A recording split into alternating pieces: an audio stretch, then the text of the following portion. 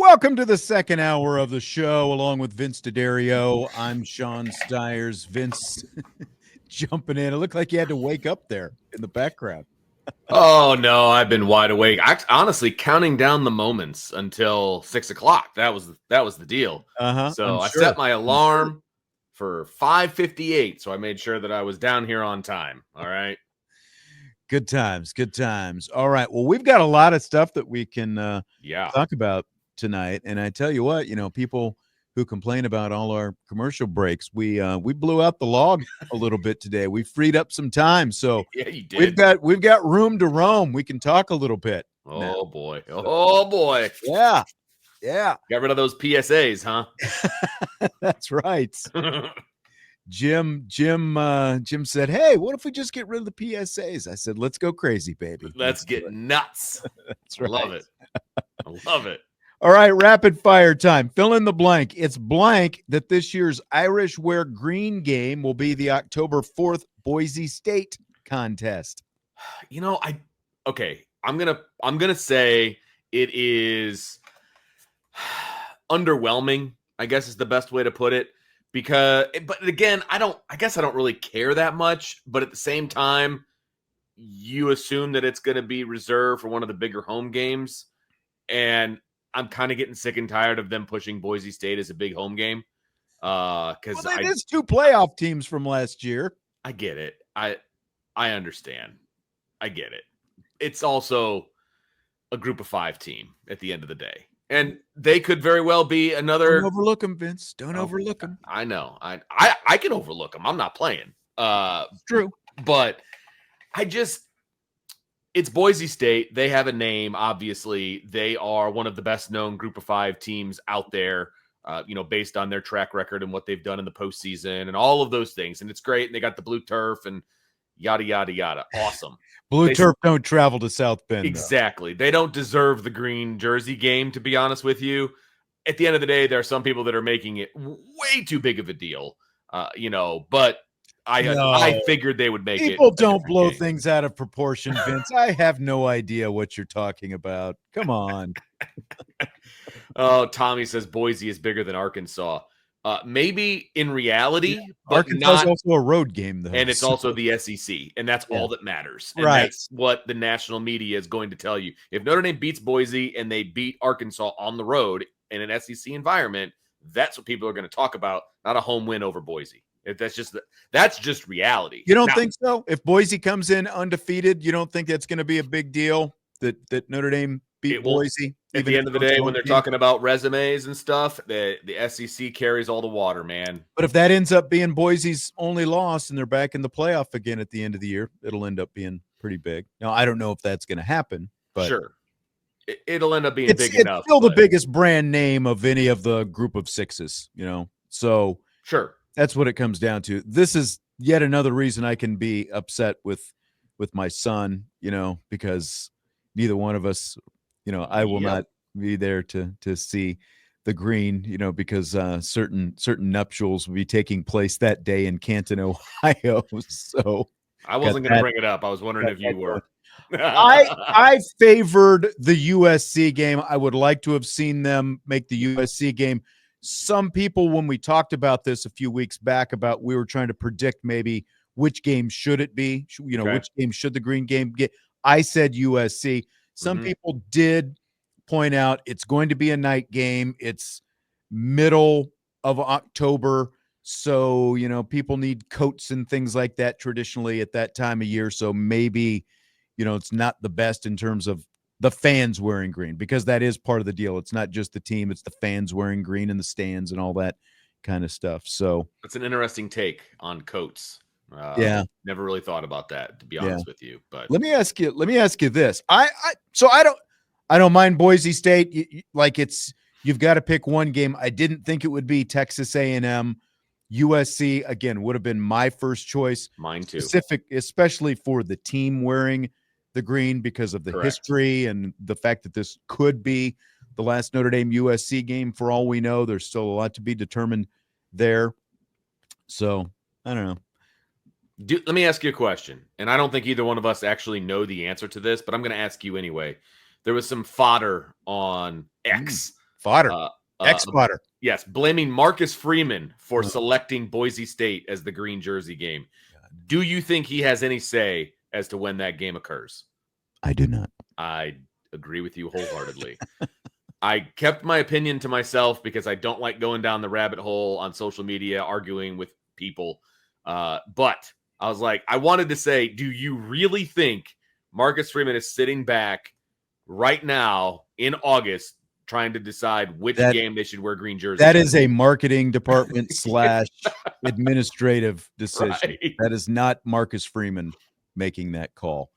As Marcus Freeman is, Marcus Freeman doesn't even determine the schedules. That's all made above him as well. It's not like Marcus Freeman is out there hand-picking Boise State or whoever is going to, end up on the schedule. That's something that, all of that stuff is Marcus Freeman. Like, would you want Marcus Freeman to be deciding which game is the green game? No, you want him focusing on coaching the football team. Correct. Last Recruiting, you want him thinking coaching, all of those. Like, if you want to have a meeting in the summertime and ask his opinion on the schedule, like, hey, Marcus, is there somebody you'd like to get on the schedule? Do you have a preference as to how the schedule is put together from like we want an SEC team, we want a blah, blah, blah. But like, do you have an opinion? I'm sure that conversation has taken place. Okay.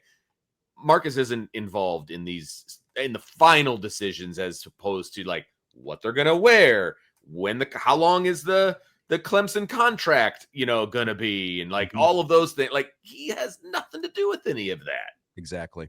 It's crazy. In the announcement photo that they used on social media, they had the 4 players wearing the all green uniforms. Are you good if it's all green, or would you rather see some variation? They have worn this shade of green for a little while now, for a few years. I think pretty much during the Marcus Freeman tenure. I wanted them to switch up the uniforms, period. I also prefer the white pants with the green jerseys. Me too. So, what they wore last year against Louisville. Yes. I think that's the cleanest look. I prefer that. They haven't really been wearing this green for very long, because remember, it was only 2 or 3 years ago they were wearing the green with the blue numbers on them. Right. And I think I could be wrong here. I think that went back to Kelly, and I think the new greens with the white are Freeman. Yeah. I like that.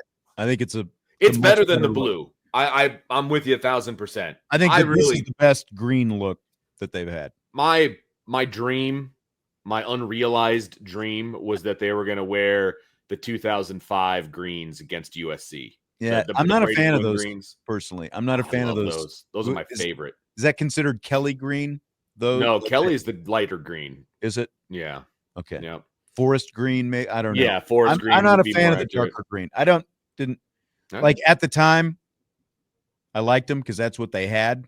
It was, couple bird in hand. Yeah, dealers, but I like this current green the best. It's my favorite shade.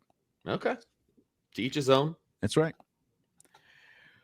All right, let's shift back into some actual football. Get off the uniforms. All right. We got to talk to Gino Guidugli after practice. I heard. Notre Dame quarterback coach. He was asked about the interceptions that CJ Carr and Kenny Minchey threw at Thursday's practice. Practice. Like, I don't trip over practice. Like, sometimes in practice, you got to figure out what you can and what you can't do.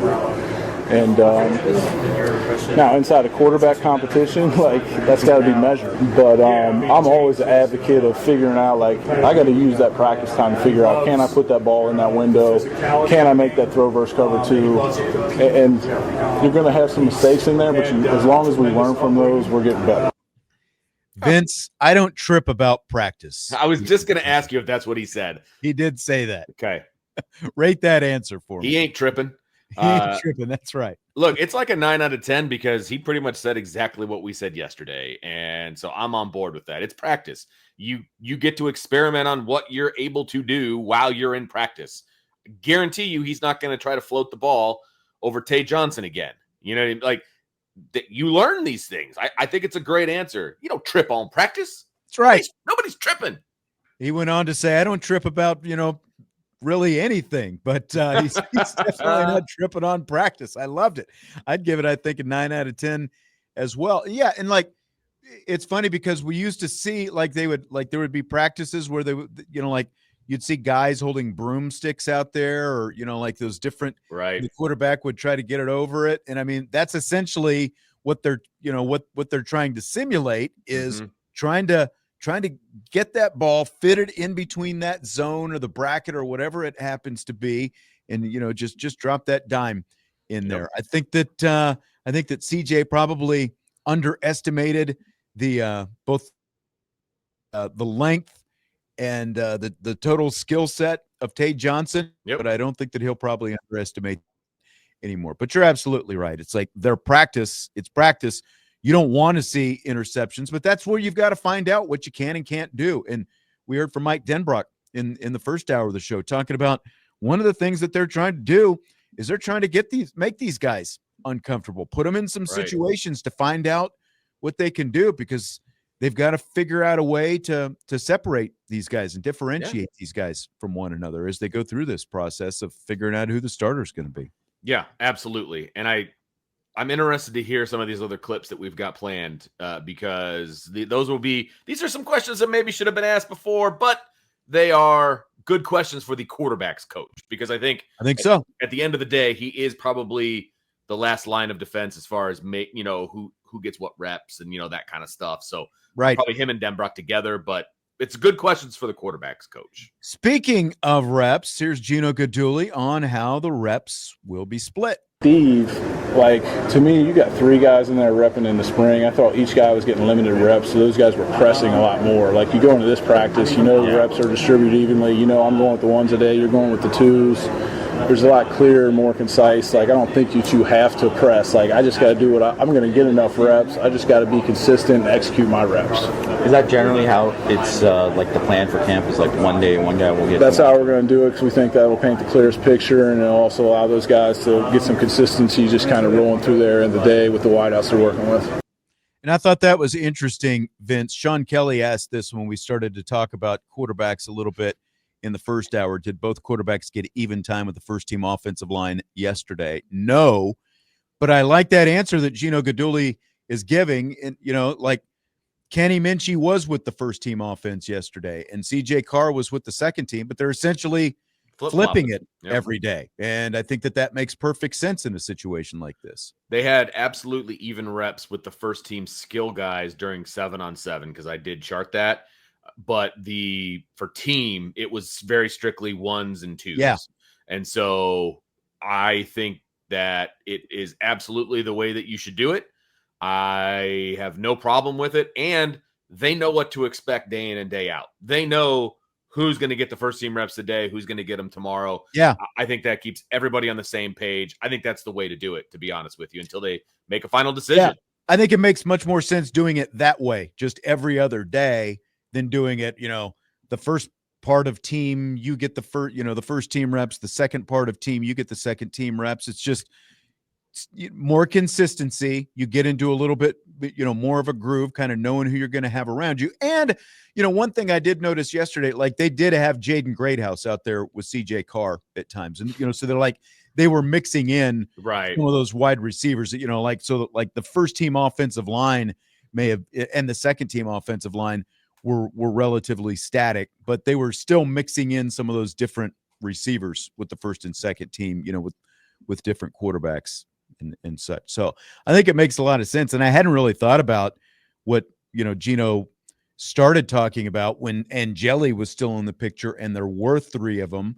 And it was essentially, there was more pressure in the spring because the reps were more limited, because everyone, because they were trying to keep the reps as even as possible over the course of the spring. And so it's obviously a lot different, because you basically don't have to worry about the 3rd and the 4th string guys. It's all about the 1s and the 2s and figuring out what those 2 guys can do now. They know who 3rd and 4th are. They're getting the reps over on the other field. It's almost like a completely different practice, when it comes to team stuff, whether it's 7-on-7 or team. So that's actually a very handy way of going about it. Don't even have to worry about it. And also, to everybody's point earlier in the spring, that's why you're down to 2 and not trying to do 3 guys. If they were trying to do 3 guys, it would have been a joke. Like There's no way. There's no way way this could be even No. if Angeli had stayed, there's no way Nope. you could have 3 guys competing for this job right now. Right. There's just which made sense that Angeli would leave in that. 100%. Because he was told he's probably number 3, and right. He would have been over on the other field, and that is not how he wants to finish off his Notre Dame. Or at the very worst, or not the very worst, at the very best, he was just told, look, we're not going to name you the starter at the end of the spring. You've got to. It's still going to be a competition as this thing goes on. He made his decision, and we'll see him in November. And it's the same decision I would have made if I was in his shoes, based on that situation. Yeah. You just, if you want to play, you got to go. And yeah. It just is what it is. Yeah. No brainer. That's right. Okay. So speaking of pressure, putting these guys in, under some heat a little bit, Gino Guidugli talked about putting these guys in some pressure situations during camp. Well, I just love, like, Marcus, we're going to do 2-minute every day. And, like, most time that's, like, practice 6 or something. You start getting a 2-minute. We did it day 1. I think that helps us as a coaching staff. Also, just game situation, game management, put the quarterbacks in as many situational periods and game-like situations, the better. Just because those guys don't have the experience of starting games or a lot of college playing experience, just to get them tuned in to, we're 3rd and long in the go zone, or hey, this is like CJ, right? We got a red zone opportunity right there. It's 3rd down. I understand I've already got points. I can't take a sack. We can't get a penalty. If it's not there, I got to throw the ball away. Let's field goal kicker come in the kick. Light them up on day 1. They didn't quite, light it all the way up, but still, I mean, they were getting some pressure on those guys. Feet to the fire. I love it. Compete. Everything that they do is a competition. Everything they do is at a high tempo. I love it. If you're doing that in practice, you're doing that every day, then it's second nature when it comes to game day. I think putting these quarterbacks in the best position possible every single way that they can do it in the amount of time that they have is absolutely the way that they should go about it. Yeah, and you have to, because whoever wins the job, you're going to have to go on the road and play a real team in week 1, your first career start, and it's not going to be Florida International or Villanova or Indiana State or any of those kind of teams. It's going to be Miami, a team that a good majority of people think is going to. It's going to be either Miami or Clemson to win the ACC is what the consensus is. So you're going to get a quality opponent right away. You're going to get another quality opponent the next week when you come home against Texas A&M. And that goes for the starter, and it goes for the number 2 who could be called upon in either one of those games. Just like any other game, they both got to be ready to go. Yep. So, you got to give them as much heat as you can. Do you think that there's any detriment to the fact? I mean, there's nothing you can do about it at this point, but Chris Ash doesn't blitz as much as Al Golden. Was there something, to be said for the fact that, the way Golden was with his blitzes, quarterbacks and stuff like that always used to talk about, you don't know where it's going to come from, the blitz. And, typically that prepared them to play other college defenses. Yeah. I think that would probably come into play more in week 2 or week 3. I don't think that they would be unleashing the blitz this early on in camp, to be honest with you. But if it's still a competition in week 2 or even into week 3, I think that's where you would see the differentiation and how important the blitz pickups and all of those different things are. You know what I mean? There's a local high school here, and I was at practice, and it's not even the season yet. They don't even officially start until Monday, and the defense is just blitzing like crazy. The first team offense, is just getting hammered because they have no idea what to do, and it's it's July. Ease into it a little bit. What are you doing? So it's kind of that. You know what I mean? So it's still early. They don't have everything in yet, obviously. So I think, to your point, absolutely, once they get a little further down the line, as of right now, I think they're still drinking through a fire hose anyway. And if you start adding blitzes, then you're taking them out of their not comfort zone, but like I think you're adding a little bit too much too quickly, if that makes sense. Well, on Monday's show, we'll either let you hear from Mr. Ash or more from Mike Denbrock. Well, I haven't decided yet. Ooh. We'll probably do one on Monday, one on Tuesday. So it's kind of the way we're going to roll with it. All right. More Gino Guidugli as we continue here. Notre Dame quarterbacks coach. We got to talk to him and Mike Denbrock after today's practice, as well as the quarterbacks. And Guidugli was asked, what's Kenny missing to become the starter? Like he is, like to me, it's 50-50. Like whoever has the next 2 weeks has the best practices will be the starting quarterback. Like there isn't one guy that's coming in saying like, right now he's got the edge. Right now he would be the guy. Like it's wide open competition. The reps are going to be split right down the middle, and whoever puts together the most consistent training camp is going to be the guy week one. So I don't know what Gino Guidugli was supposed to say. Right. Good point. Good point. There's a narrative building, though. Like, I don't know if you've seen it so far. The narrative that it's an even race. The what's Kenny missing? Oh. Apparently, have you seen any of this why not Kenny Minchey? Oh, is there like a hashtag kind of thing going? Apparently, that's building. I see. Yeah. I see. Well, look, it is a competition. I do not think that it was at even, like it was even to start. I don't think it was even. Do I think that they have named a starter behind the scenes or they know exactly who they're going to start? No, I don't think that. But I don't think it was even going into the fall. Is that fair? Yeah. Yeah.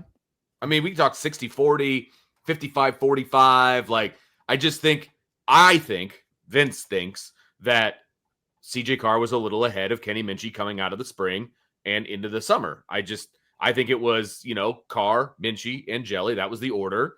They informed them that that's probably where they were at. And that's why, of course, we just talked about the fact that Angeli transferred to Syracuse and it's going to be a battle between these two. And I just think that Kenny has a little bit more room to make up. That's all. Well, so I guess that would be my question then. So if that was the pecking order, which is what we thought that it was, but if that was the pecking order, does Kenny Minchey have to clearly outperform CJ Carr? Like if you said 60-40 going in, like does he have to flip it to 70-30 in his favor to win this battle, do you think? Well, it certainly can't be even. I think he needs to clearly and visibly outperform CJ Carr on a fairly regular basis in order for him to win the job. I do think that. And again, if he does do that and he ends up winning the job, obviously we're not there to watch practice. If he does that, if they name Kenny Minchey the starter, I believe that's what happened. And right. I'd be like, cool, let's roll. You know what I mean? Yeah. So I'm okay with that, but I do think that is what would need to happen. I tend to think so as well.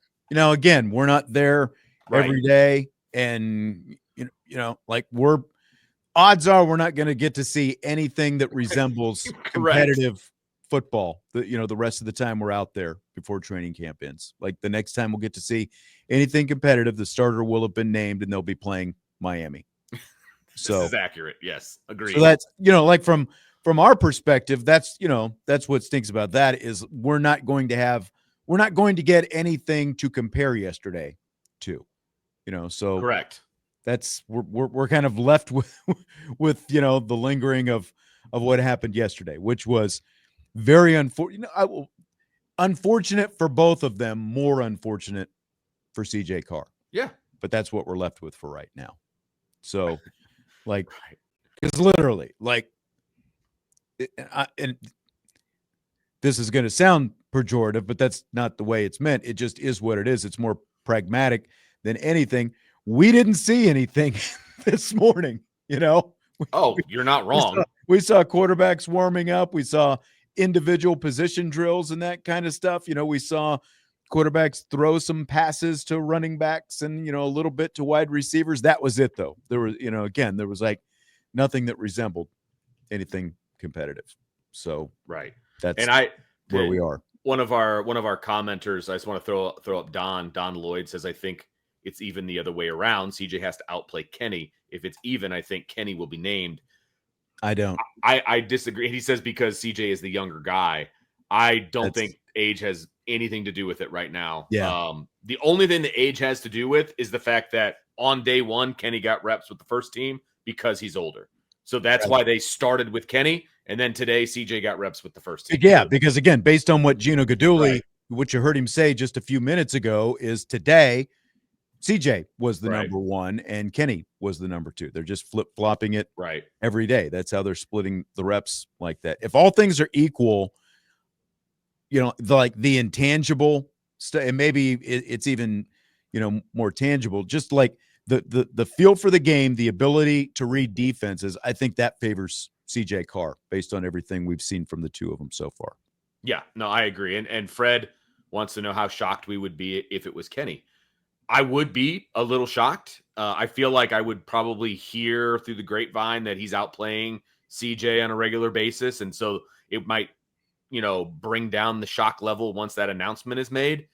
But again, whether I'm shocked or not doesn't matter, because if he's named the starter, he beat out CJ Carr. Yeah. And that means he's really good and they're going to be really good. Like, look, if future days resemble yesterday, then it would be Kenny Minchey. Sure. And I wouldn't be shocked in that case, because that meant that Carr was, making more mistakes and stuff like that. But like Eric and I were talking in the first hour of the show, we had never seen CJ Carr make, those kind of mistakes.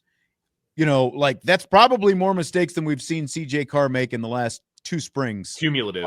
Yeah. 100%. Yep. Agreed. Exactly. And that's why I kind of chalk it up to day one, nerves or, whatever you want to chalk it up to, day one. Like that's where I'm at with it. And that's why I wasn't getting all hot and bothered about really anything that I saw, positive or negative, from the two quarterbacks yesterday.